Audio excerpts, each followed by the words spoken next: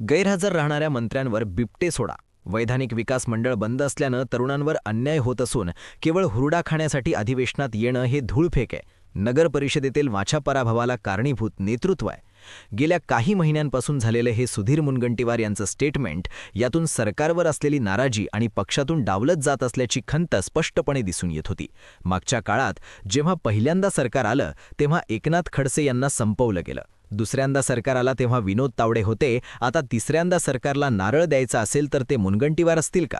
सविस्तरपणे आजच्या या व्हिडिओमध्ये याच मुद्द्यावरती आपण विश्लेषण करणार आहोत. वय वर्ष फक्त 17 असताना राजकारणात पाऊल टाकलं. चंद्रपूरच्या सरदार पटेल महाविद्यालयात शिकत असताना त्यांनी छात्रसंघाची निवडणूक लढवली आणि सरचिटणीस म्हणून निवडून आले. 1981 मध्ये ते चंद्रपूर शहर भाजपचे चिटणीस बनले. त्यानंतर 1993 मध्ये ते महाराष्ट्र प्रदेश युवा मोर्चाचे उपाध्यक्ष झाले. 1995 मध्ये त्यांनी चंद्रपूर मतदारसंघातून पहिल्यांदा विधानसभा निवडणूक लढवली आणि 55,000हून अधिक मताधिक्याने ऐतिहासिक विजय मिळवला. मुनगंटीवार तिथून अभेद्यच राहिले. नंतर चंद्रपूर मतदारसंघातून 3 वेळा 95, 99, 2004 आणि नंतर 2009, 14, 19 आणि 24 मध्ये बल्हारपूर मतदारसंघातून विजय मिळवला.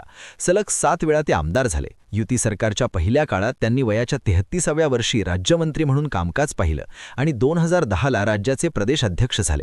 त्यांच्या नेतृत्वामुळे 2014ला सरकार बसलं. मुख्यमंत्री म्हणून सुधीर मुनगंटीवार यांचं नाव समोर करायला पक्षानं नकार दिला, कारण मुख्यमंत्री झाले ते देवेंद्र फडणवीस. हाही आपल्याच लोकांकडून झालेला पराभव सहन करत त्यांनी पुन्हा पक्षासाठी आणि सरकारसाठी अर्थमंत्री म्हणून काम करायला सुरुवात केली. या दरम्यान त्यांच्यावर पदासंदर्भात किंवा निर्णयासंदर्भात एकदाही टीका झाली नाही, हे विशेष. पण एकनाथ शिंदे यांच्या मंत्रिमंडळात भाजपचा निर्णय सर्वतोपरी असताना वन सांस्कृतिक कार्य आणि मत्स्य व्यवसायाचं मंत्री त्यांना केलं गेलं.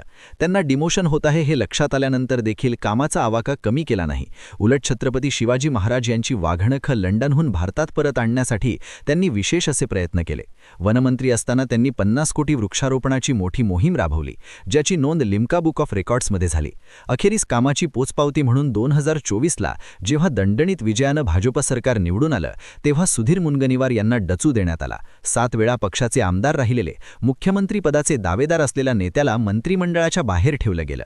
मंत्रिपदाच्या वाटपानंतर त्यांनी मंत्रिमंडळात आपलं नाव आहे असं सांगण्यात आलं, पण मला फोन का केला गेला नाही? नाव अचानक कुठे गायब झालं? असा एक प्रश्न मुनगंटीवार यांनी माध्यमांसमोर विचारला, पण त्याला कुणीही उत्तर दिलं नाही. त्यांची समजूत काढण्याची किंवा पक्षात स्थान वाढवून देण्याची जरुरी देखील कोणी समजून घेतली नाही. अखेरीस आता झालेल्या नगर परिषद नगरपंचायत निवडणुकीसाठी त्यांना त्यांच्या चंद्रपूरच्या बालेकिल्ल्यातील नेतृत्वामुळे जो आहे पराभवाला सामोरं जावं लागलं. चंद्रपूर जिल्ह्यातील एकूण 11 नगर परिषदांपैकी 7 ठिकाणी काँग्रेसनं नगराध्यक्ष पदासह बहुमत मिळवून दणदणीत विजय मिळवला, तर भाजपला केवळ 2 ठिकाणी समाधान मानावं लागलं. पराभवाची कारणमीमांसा करताना मुनगंटीवार यांनी उघडपणे आरोप केला की काँग्रेसनं त्यांच्या स्थानिक नेत्यांना बळ दिलं, मात्र भाजपच्या वरिष्ठ नेतृत्वाकडून त्यांचीच ताकद जाणीवपूर्वक कमी करण्यात आली. जिल्ह्यात गटबाजी वाढण्यास पक्ष नेतृत्वाचे चुकीचे धोरण जबाबदार आहे. सध्या भाजप म्हणजे दरवाजा नसलेला शनी शिंगणापूर झालाय. कुणीही कधीही आत येऊ शकतं. यातून निष्ठावान बाजूला सारून आलेल्या लोकांना संधी द्यायला सांगितलं जातं. स्थानिक नेत्यांना विश्वासात न घेता बाहेरून येणाऱ्या लोकांना पक्षात घेतल्यानं कार्यकर्त्यांमध्ये नाराजी पसरली आणि त्याचा फटका निवडणुकीत बसला. यावेळी पहिल्यांदा पराभवाची जबाबदारी स्वतःवर घेण्यास त्यांनी नकार दिला. मी सध्या मंत्री नाही आणि पक्षानं मला कोणतीही विशेष जबाबदारी दिली नव्हती. ज्यांनी जिल्ह्याचे निर्णय स्वतःच्या हातात घेतले त्यांनीच या पराभवाचं उत्तर द्यावं, अशा शब्दात त्यांनी मुख्यमंत्री देवेंद्र फडणवीस आणि पक्ष नेतृत्वाकडे अंगुली निर्देश केला. यातूनच त्यांची नाराजी उघड दिसली. त्यांना ताकद देऊ असं मुख्यमंत्री फडणवीस यांनी सांगितलं असलं तरी त्यावर उत्तर देताना मुनगंटीवार म्हणाले, मला ताकदीची गरज नाही. पक्षाकडून त्यांच्यावर होणारा अन्याय त्यांना डावललं जात असल्याची निष्ठावान लोकांमध्ये होणारी भावना जर बळावली तर याचा फटका पक्षाला बसू शकतो. पण फडणवीस सगळ्याच तोडीसतोड नेत्यांना संपवत आपलं सिंहासन बळकट करताना दिसून येत आहेत.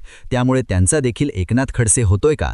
तुमचं मत कमेंट सेक्शनमध्ये जरूर व्यक्त करा आणि अशाच माहितीपूर्ण व्हिडिओंसाठी आपल्या महाराष्ट्राची बातमी या चॅनलला सबस्क्राईब नक्की करा. धन्यवाद.